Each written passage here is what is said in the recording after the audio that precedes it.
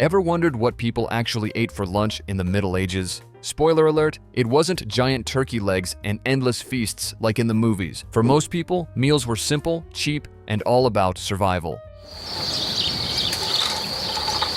But surprisingly, some of these medieval lunches were pretty clever, and some might even be worth trying today. From hearty porridges to crispy flatbreads, let's look into 25 cheap medieval lunches that kept people going back in the day. Let's see which ones still hold up and which ones maybe should stay in the past. 1. Pottage with barley.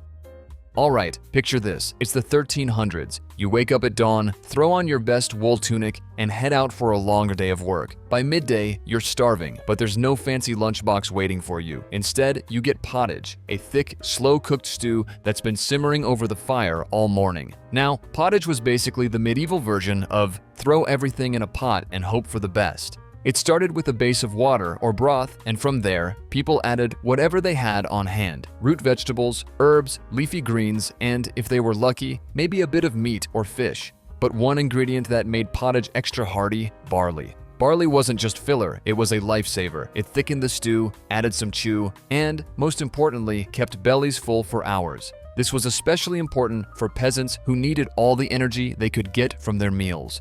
Salad's rather soggy. Anyway, let's try the pottage.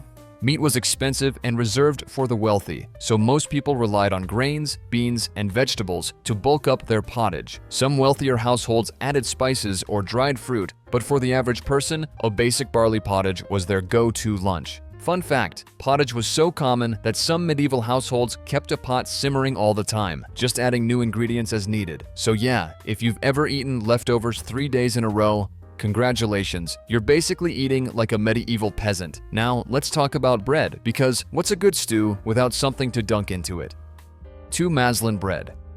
Enter Maslin bread, the poor man's loaf that got a whole generation of medieval workers through life. So here's the deal, wheat was expensive, like really expensive. Only the rich could afford the soft, fluffy white bread we think of today. But medieval bakers were nothing if not resourceful, so they came up with Maslin bread, a mix of wheat and rye flour. Why mix the two? Well, because rye was easier to grow, especially in colder, wetter climates, and it made the wheat last longer. The result? A dense, chewy bread with a slightly tangy taste. Not as soft as wheat bread, but way better than plain rye. This bread was everywhere. It was the standard loaf for most people, eaten with every meal. And get this, it wasn't just food, it was also your plate.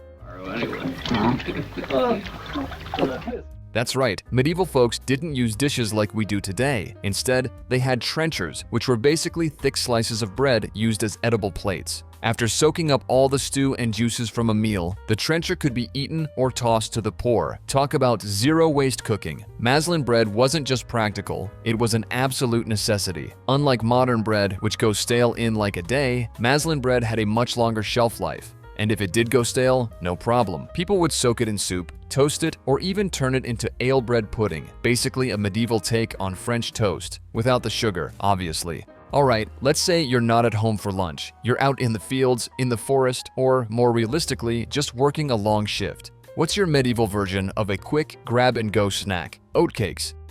3. Oatcakes.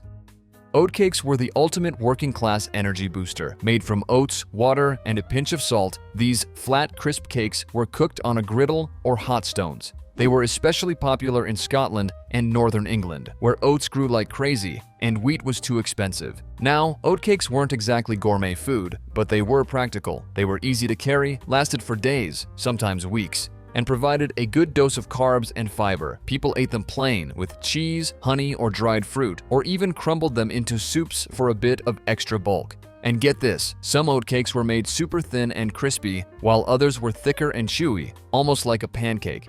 These bad boys were so important that some towns had actual oatcake laws. In Scotland, for example, there were rules about who could sell them and how they had to be made. Can you imagine going to jail over an illegal oatcake? Wild. Even knights ate oatcakes. If they were heading off to battle or a long journey, they'd pack oatcakes in their bags because they were lightweight and wouldn't spoil. So basically, medieval warriors were munching on the original power bar. Alright, let's be honest. If you've heard of porridge, you probably know that it isn't exactly the most exciting meal. But back in medieval times, it was the fuel that kept people going. Rye porridge.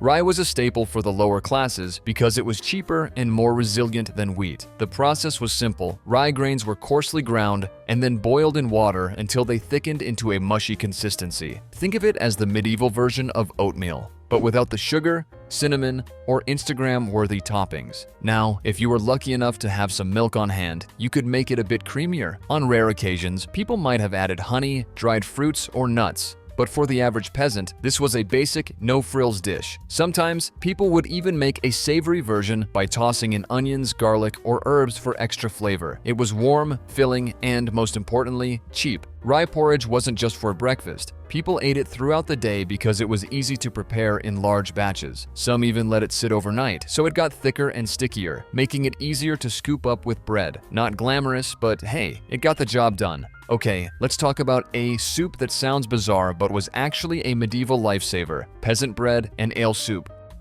5. Peasant bread and ale soup. Imagine you're a peasant who just finished a long day of back-breaking work. You're starving, but all you've got is some stale bread and a bit of weak ale. What do? You make soup, of course. This dish was a genius way to use up old bread. People would take hard, crusty loaves and soak them in warm ale until they softened. The ale wasn't the strong, hoppy kind we know today. It was weak, more like a watered-down beer, and it was actually safer to drink than most water sources. Peasants would add onions, garlic, or whatever herbs they could find to give it a little more flavor. The result? A warm, hearty, slightly boozy soup that could keep you full for hours. It wasn't just peasants who ate this either. In monasteries, monks would often prepare a version of this dish, sometimes adding cheese or eggs for extra nutrition. It's a perfect example of how medieval folks wasted nothing and turned even the simplest ingredients into a meal. Well, not every meal was a heavy soup. Sometimes simple was best, like soft cheese on fresh bread. 6. Soft cheese and bread. If you think charcuterie boards are a modern thing, guess again. Medieval peasants were basically the original snack board enthusiasts, just without the fancy meats and olives. One of the most common lunches was a simple combination of soft cheese and bread. Bread was the backbone of medieval diets. It wasn't fluffy white bread like we have today. It was dense, coarse, and often made with rye or barley. Pair that with some soft cheese, and boom, you've got a meal. Soft cheeses were easier to make than aged cheeses, meaning they were more common among lower-class families. They were made from cow, goat, or sheep's milk and had a fresh, slightly tangy flavor. If you had access to some herbs, garlic, or even a little salt, you could mix them into the cheese to make it taste better. On really good days, you might even get some butter or honey to go with it. This wasn't a fancy meal, but it was nutritious, filling, and easy to put together. No cooking required. Just grab some bread, spread on the cheese, and you're good to go. Simple, but effective. Sometimes all you needed was something warm, simple, and packed with flavor, like a perfectly poached egg with fresh herbs. 7. Poached egg and herbs. Alright, let's talk about one of the simplest, yet surprisingly fancy-sounding medieval meals: poached eggs with herbs. If you think poached eggs are some modern brunch invention, medieval folks were doing it long before it became trendy. Eggs were a cheap and accessible source of protein, and people in the Middle Ages weren't wasting time on scrambled eggs or omelets. Instead, they perfected the art of poaching. They'd crack fresh eggs into simmering water or broth and let them cook just enough to get that soft, runny center. No vinegar, no fancy swirling technique, just patience and a hot pot. But here's where it got interesting. Since medieval people didn't have salt as readily available as we do today, they relied on herbs for flavor. Depending on what was growing in their garden or available in the wild, they'd sprinkle in parsley, thyme, sage, or even garlic. Some might have drizzled a little butter or milk over the eggs if they were feeling extra indulgent. This meal was quick, filling, and packed with nutrients, perfect for peasants and nobility alike. Plus, it didn't require a ton of ingredients, which made it a go-to meal for busy households. 8. Cabbage and buttermilk soup. Now, I know what you're thinking: cabbage and buttermilk? That sounds like something your grandma might force you to eat when you're sick. But back in medieval times, this was considered a hearty, nutritious meal that could stretch to feed an entire family. Cabbage was a staple crop in medieval Europe because it grew well in almost any condition and could be harvested multiple times a year. Buttermilk, on the other hand, was a byproduct of butter making, meaning it was easy to come by in households that kept cows or goats. So it just made sense to throw them together in a soup. The process was simple. Chopped cabbage was boiled in water or broth until soft. Then buttermilk was added for a creamy, slightly tangy flavor. Some people would throw in onions, garlic, or whatever herbs they had lying around to make it taste better. If you were lucky enough to have bread, you dip it into the soup to soak up all that goodness. This wasn't some rich, heavy soup. It was light, slightly sour, and surprisingly refreshing. And let's be real, when you're living in a time where famine is always a possibility, you eat whatever keeps you going. Speaking of simple dairy staples, curds and whey were a common sight on medieval tables. If you've ever heard the nursery rhyme about Little Miss Muffet, you might be surprised to learn this was an actual meal, one that was both practical and surprisingly versatile. 9. Curds and whey. If you've ever heard the nursery rhyme about Little Miss Muffet eating her curds and whey, you might have wondered, what the heck is that? Well, surprise, it's a real medieval meal, and it was way more common than you'd think. Curds and whey are basically what happens when you make cheese. You take milk, add something acidic, like vinegar or rennet, and boom, the milk separates into curds, the solid part, and whey, the liquid part. So your cheese will be wet and it will not age properly. Instead of tossing the whey, medieval people ate both parts together as a cheap, protein-packed meal. This dish was eaten by everyone, from peasants to monks to nobles. Some folks would mix in honey or herbs to make it taste better, while others just ate it plain. The texture? Well, let's just say it's an acquired taste, kind of like cottage cheese but more watery. Curds and whey were also considered easy on the stomach, so they were often given to sick people or children. And since nothing went to waste in medieval kitchens, even the leftover whey was sometimes used to make bread or feed livestock. Talk about efficient. 10. Turnip stew.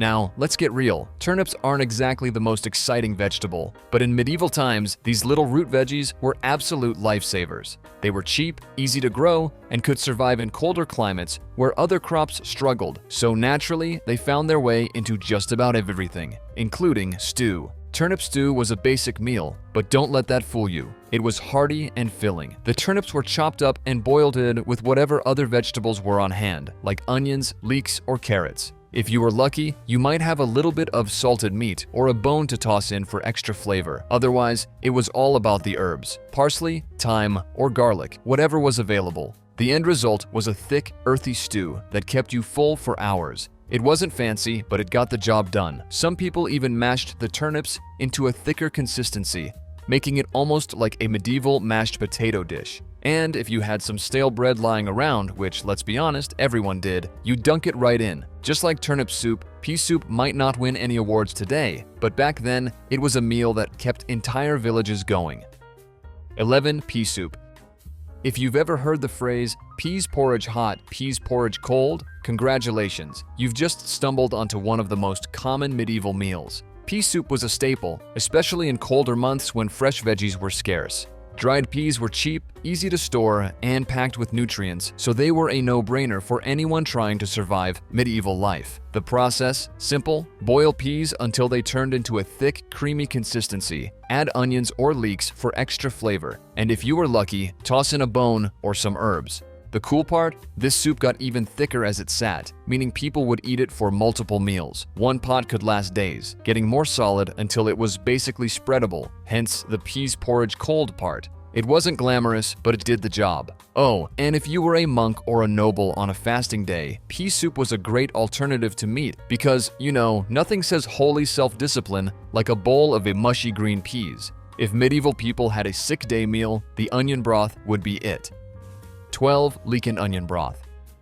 Leeks and onions were easy to grow, easy to find, and packed with nutrients, making them perfect for a simple, nourishing broth. To make it, you chop up leeks and onions, throw them into a pot of water or weak broth, and let them simmer until everything turned soft and flavorful. Maybe add some garlic if you had it, maybe even a handful of herbs. But overall, this was a basic, no-fuss dish, perfect for days when your body needed warmth, but your pantry was looking a little sad. For peasants, this was a cheap and easy meal. For monks, it was a common part of their diet, especially on fasting days. And for knights or nobles, well, they probably added some fancy imported spices and called it a delicacy. Honestly though, this was one of those meals that just made sense. It was light yet filling, warm yet simple, and, let's be real, kind of tastes like something your grandmother would insist is good for the soul. And when it came to cheap, no-fuss meals that actually kept you going, nothing beat a bowl of thick barley gruel. 13. Thick barley gruel. Okay, I know gruel doesn't exactly sound appetizing, but hear me out. This was the medieval version of oatmeal, and it kept people alive. Barley was one of the most commonly grown grains, especially for the lower classes. Wheat was expensive, but barley, that was the everyday person's grain of choice. To make gruel, you'd boil barley in water or milk, if you were lucky, then let it simmer until it reached a thick, porridge-like consistency. It wasn't fancy, but it was filling. People would sweeten it with honey or a dried fruit if they had any, while others might add a bit of salt or butter for flavor. And for monks or those following religious dietary restrictions, barley gruel was a go-to meal during fasting periods. Was it exciting? Not really, but did it get the job done? Absolutely. And honestly, if you've ever had a really thick bowl of oatmeal on a cold morning, you can kind of understand why medieval folks didn't mind eating this stuff every day. And speaking of simple, no-frills meals, beans were another medieval powerhouse. 14. Boiled beans and garlic. Listen, beans get a bad reputation, but in medieval times, they were an absolute staple. Cheap, nutritious, and easy to grow, beans provided much-needed protein for people who couldn't afford meat, and when paired with garlic, chef's kiss. The recipe was about as simple as it gets. Boil some beans in water until soft, then add chopped garlic for flavor. If you had a bit of oil or butter, you'd drizzle it on top. If you had herbs, you'd throw those in too. But even in its simplest form, this was a meal that could keep you full for hours. Some folks mashed the beans into a paste, spreading them onto bread or mixing them into other dishes. Others just ate them straight from the pot. Either way, this was a reliable, no-frills meal that kept medieval bellies happy. And let's be real, beans and garlic together, that's a combination we're still enjoying today. So in a way, medieval peasants were way ahead of the curve. It might not have been glamorous, but it was filling and practical, just like another medieval staple, black bread with lard. 15. Black bread with lard. Imagine stepping into a medieval village where the aroma of freshly baked bread fills the air. Back then, bread was a staple for everyone, but not all loaves were created equal. The wealthy enjoyed fine white bread made from sifted wheat flour, while the common folk dined on darker, denser loaves. This black bread was typically made from rye or barley, grains that were more resilient and easier to cultivate in various climates. The result was a hearty, robust bread that provided sustenance for the hard-working peasantry. The lunches we put together are all type A and popular. Pairing this bread with the lard was a common practice. Lard, rendered from pork fat, was both accessible and calorie-dense, making it an ideal spread for those needing energy for laborious tasks. Sometimes, to add a bit of flavor, herbs or garlic were mixed into the lard. This combination might sound unusual to modern palates, but it was a practical and satisfying meal component in medieval times. Interestingly, the type of bread one consumed often indicated their social status. White bread, known as pandemain, was reserved for the elite, while darker breads like Maslin, a mix of wheat and rye, were common among the lower classes. This distinction in bread types highlights the societal divisions of the time. Sweet, simple, and surprisingly filling, black bread with lard was all about practicality. But what if you were craving something on the sweeter side? Well, medieval folks had a solution for that too: apple and honey mash. 16. Apple and honey mash.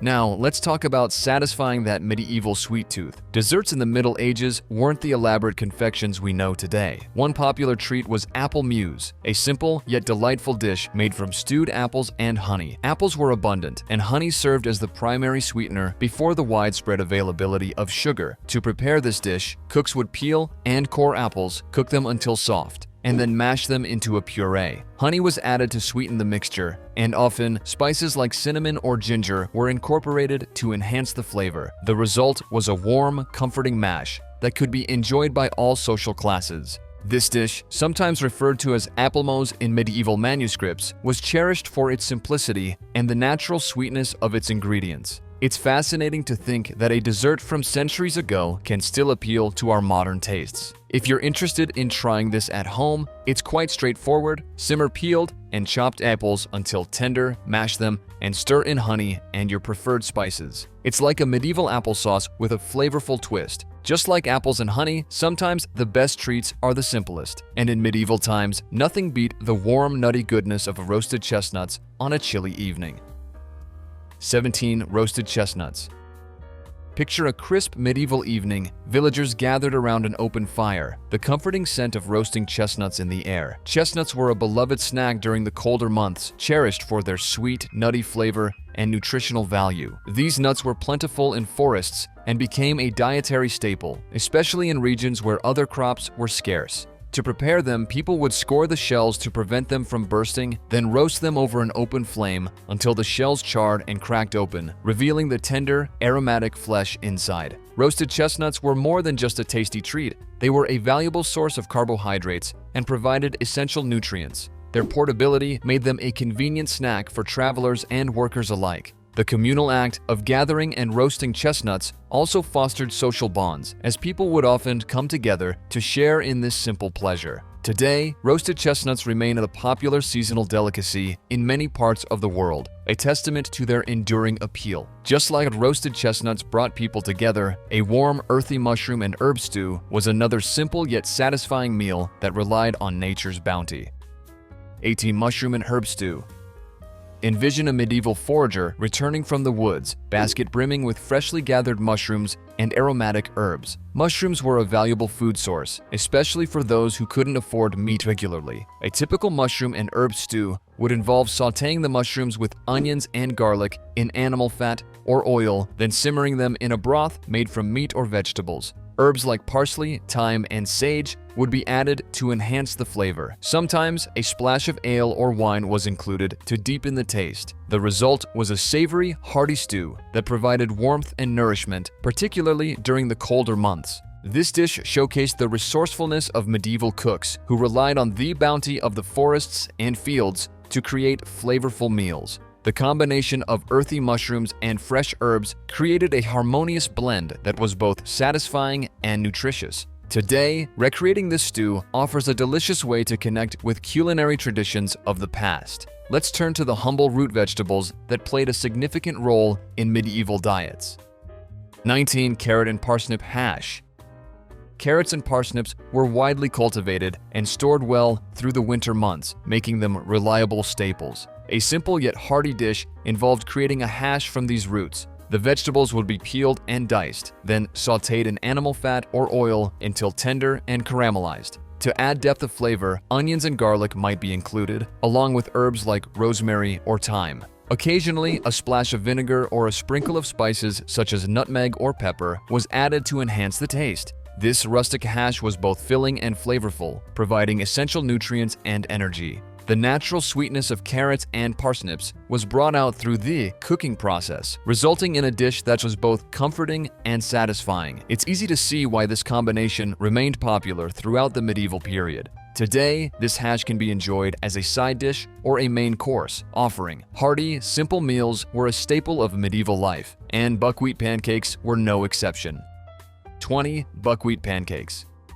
Picture this. You wake up in a rustic medieval cottage, the scent of wood smoke lingering in the air, and outside the morning sun is just beginning to warm the earth. Before a long day of work in the fields or market, you need something filling, something that's going to keep you going for hours. Enter buckwheat pancakes. Unlike the soft, fluffy pancakes we're used to today, medieval buckwheat pancakes were much denser, with a rich, nutty flavor. Buckwheat was a lifesaver in regions where the soil was too poor for wheat, thriving in tough conditions where other grains struggled. That made these pancakes a common sight on medieval tables, especially for peasants who needed a hearty meal without expensive ingredients. Making them was as simple as it gets. Just buckwheat flour, water or milk, and maybe a pinch of salt. No eggs, no sugar, no fancy toppings. Just mix, pour, and cook over an open fire. The result? A thick, slightly crisp pancake packed with energy. If you were lucky, you could top it with a drizzle of honey or a smear of fresh butter, but more often than not, they were eaten plain. And honestly, when you're hungry after a long morning of work, you're not complaining.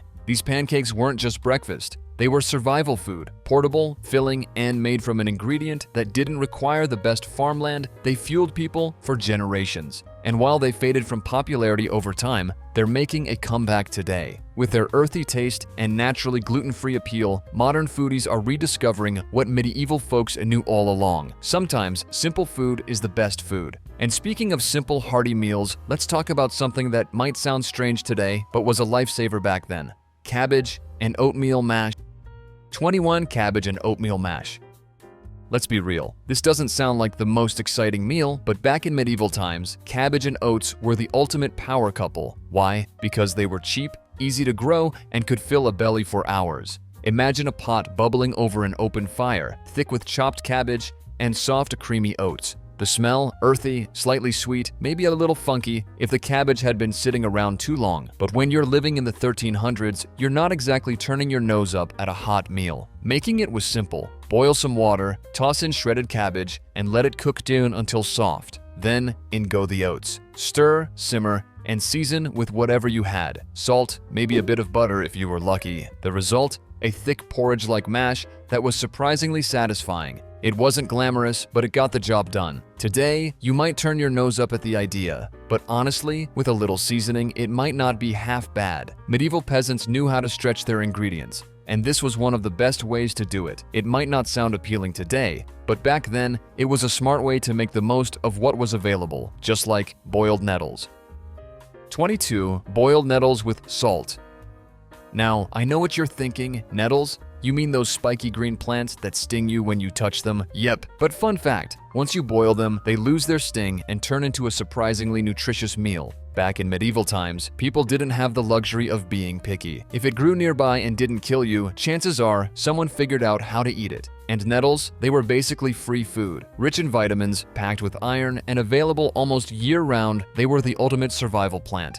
Preparing them was easy. You'd gather a bunch, carefully, dump them in boiling water, and let them cook until tender. A sprinkle of salt, maybe a splash of vinegar if you had it, and boom, dinner was served. They had a slightly earthy, spinach-like flavor, and while they weren't exactly gourmet, they were way better than starving. Believe it or not, nettles are still eaten today. Some fancy restaurants even serve nettle soup or nettle pesto, so maybe medieval peasants were onto something after all. Just like nettles, turnips weren't glamorous, but they were reliable.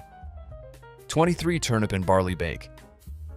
If you think turnips are just sad, flavorless potatoes, you're not alone. But in medieval times, they were a kitchen staple. Cheap, easy to grow, and packed with enough carbs to keep you going, turnips made their way into everything, including this simple, hearty bake. To make it, you'd start with boiled turnips, mash them up, and mix them with cooked barley. Then, if you were lucky enough to have an oven, you'd spread it into a dish and bake it until golden and crispy on top. No cheese, no fancy seasonings, just pure rustic survival food. The taste, earthy, slightly nutty from the barley, and honestly, probably a little bland unless you had some herbs or butter to throw in. But hey, when your other option is going hungry, you're not exactly complaining. Today, turnips don't get much love, but they're actually super nutritious. Maybe it's time we gave medieval peasant food a second chance. Turnips and barley kept people full, but sometimes a good slice of bread was just as satisfying. And when that bread was paired with something as bold as garlic spread, it turned a simple meal into something special. 24. Sourdough with garlic spread.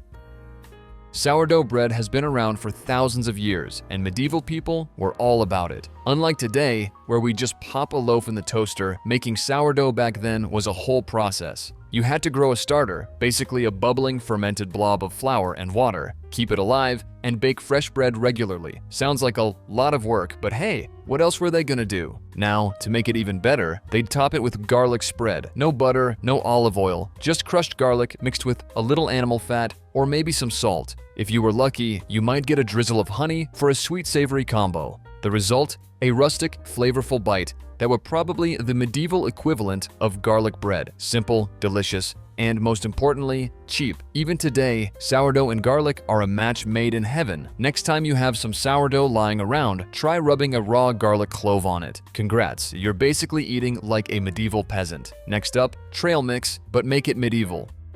25. Dried fruit and nut mix.